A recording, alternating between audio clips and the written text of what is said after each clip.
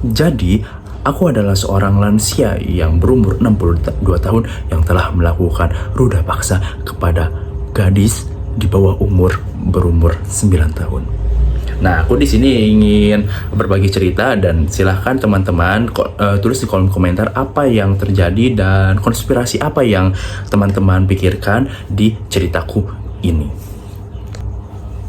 Nah, aku adalah seorang lansia yang memiliki banyak rumah, memiliki rumah yang besar, tanah yang banyak, dan juga harta yang berlimpah. Dimana aku ini memiliki keluarga yang harmonis juga. Istriku baik, anakku baik, orang tuaku baik, dan semua orang baik kepadaku. Nah, tapi kenapa aku bisa melakukan ini? Aku melakukan ini karena kejadian itu sangat cepat. Istriku selalu mendekatkanku dengan anak tiriku. Aku tidak mengerti kenapa istriku selalu mendekatkanku dengan secara ugal-ugalan dengan anak tiriku. Mungkin dia berpikir bahwa itu adalah suatu hal untuk mendekatkanku kepada anak tiriku yang baru saja mengenalku. Tapi aku tidak nyaman karena istriku mendekatkanku itu dengan cara kontak fisik secara langsung. Ditambah aku tidak memiliki hubungan darah kepada dia. Itu membuatku sedikit tidak nyaman dan aku merasa gairah laki-lakiku terpacu di sana. Hari demi hari dilalui bersamaku, istriku, dan anak tiriku. Istriku selalu mendekatkanku dengan anak tiriku. Anak tiriku selalu dipaksa oleh istriku untuk mendekat kepadaku. Aku selalu menolak kepada istriku untuk tidak terlalu dekat-dekat denganku. Nah, tapi istriku tuh bodoh amat. Istriku tidak peduli.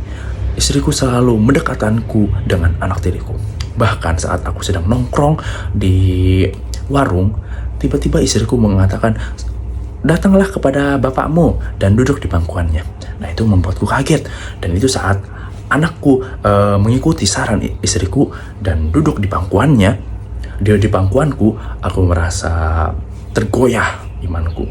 Tapi aku masih bisa menahannya karena itu ada di dalam publik. Hari demi hari berlalu. Ada suatu hari di mana aku pulang ke rumah dalam keadaan sangat melelahkan. Di mana aku telah melakukan banyak pekerjaan di hari tersebut. Dan aku masuk kamar dan aku langsung tertidur pulas. Dan saat dini hari aku terbangun, tapi tiba-tiba ada suatu hal yang janggal di kasurku. Nah, ternyata di kasurku itu ada seorang anak atau seorang gadis, dan ternyata itu adalah anak tiriku. Dan di sana imanku semakin tergoyah. Imanku semakin tidak bisa ditahan lagi, dan akhirnya aku melakukan roda paksa kepada anak tiriku. Aku terciduk oleh istriku dan akhirnya aku diamuk massa oleh masyarakat sekitar. Aku ditelepon polisi, langsung dimasukkan ke dalam penjara.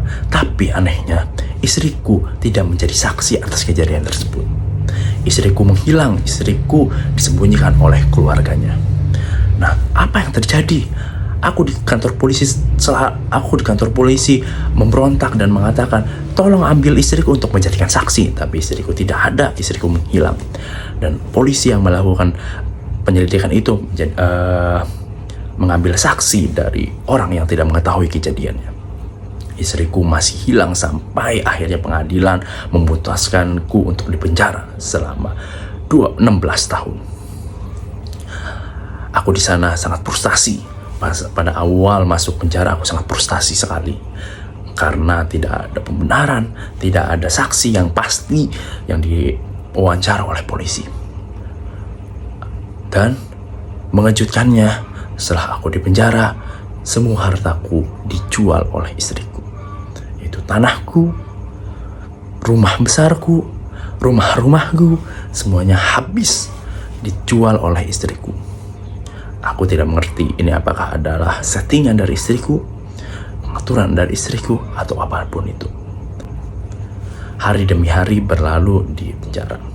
Aku akhirnya bisa menerima keadaanku ini setelah 4 tahun di penjara.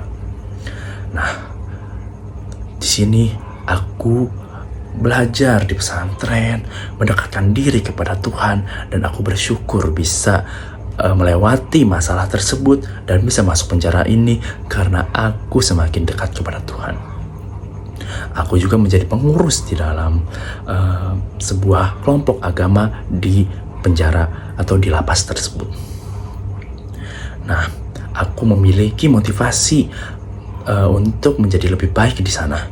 Aku ingin membantu orang-orang sekitar dengan mengajarkan tentang firman-firman Tuhan.